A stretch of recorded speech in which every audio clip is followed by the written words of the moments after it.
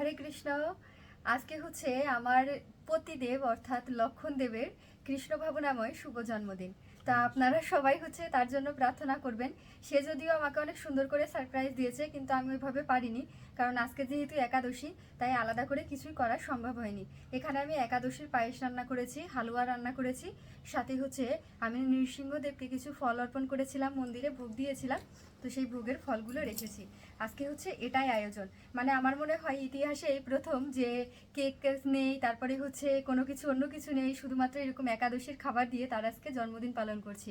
যদিও তার জন্মদিন 9 মে, ঠিক আছে, কিন্তু যেহেতু 9 মে হচ্ছে আসতে কালকে এখনো বাকি আছে, কিন্তু আমি রাত 12টার পরেই হচ্ছে এটা আয়োজন করেছি ঘরে, তাই হচ্ছে এখন শুধুমাত্র এই একাদশীর খাবারগুলোই খাবে। কালকে পালনের সময় তারপরে তার আলাদা যে আয়োজন আছে সেটা করবো। আর অবশ্যই মন্দিরে ইচ্ছা আছে কিছু একটা করার, দেখি কি করা যায়। তো যাই হোক, আমি আজকে তোমাকে কৃষ্ণ ভাবনাময় শুভ জন্মদিন জানাচ্ছি। পাশাপাশি এখানে হচ্ছে আমি সাগুর রান্না করেছিলাম হচ্ছে পায়েস, তো একটু পায়েসে খাইয়ে দিই।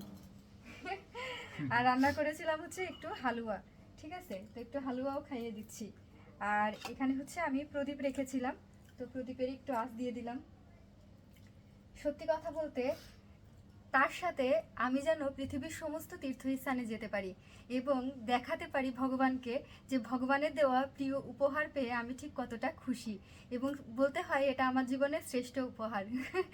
তো যাই হোক, হয়তোবা আমি এই কথাগুলো তাকে কখনো এইভাবে বলি না, কিন্তু আজকে বলতেছি।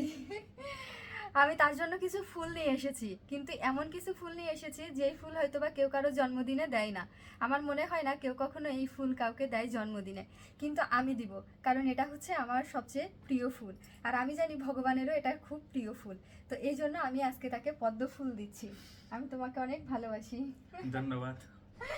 ধন্যবাদ দিচ্ছে। আমিও তোমাকে অনেক ভালোবাসি। ভগবান তোমাকে দীর্ঘজীবী করুক, আরো এক যুগের পর যুগ তোমার সাথে থাকতে পারি। আমি কি ফুল দিয়েছি দেখতে পেয়েছেন? এটা হচ্ছে পদ্ম ফুল। তো আসলে গোলাপ ফুল দিতেই পারতাম, কিন্তু ওটা সবাই দেয়, আর গোলাপ ফুল আমার তেমন প্রিয় না, আমার প্রিয় হচ্ছে পদ্ম ফুল। তো ওই জন্য আমি তাকে পদ্ম ফুলই দিয়েছি। আমি একটা খোপায়ও নিয়েছি, একটা তাকেও দিয়েছি, এবং আরও আর একটা আছে, ঠিক আছে। তো এই ছিল হচ্ছে আমার ছোটোখাটো আয়োজন। কেমন লাগলো অবশ্যই জানাবেন, আর তার জন্য অবশ্যই সকলে প্রার্থনা করবেন। তুমি কিছু বলবে? হ্যাঁ, ঠিক আছে, সবাই আমার জন্য আশীর্বাদ করবেন, এই প্রার্থনা এটাই প্রার্থনা করি আর কি। ঠিক আছে, ধন্যবাদ সবাইকে। হরে কৃষ্ণ।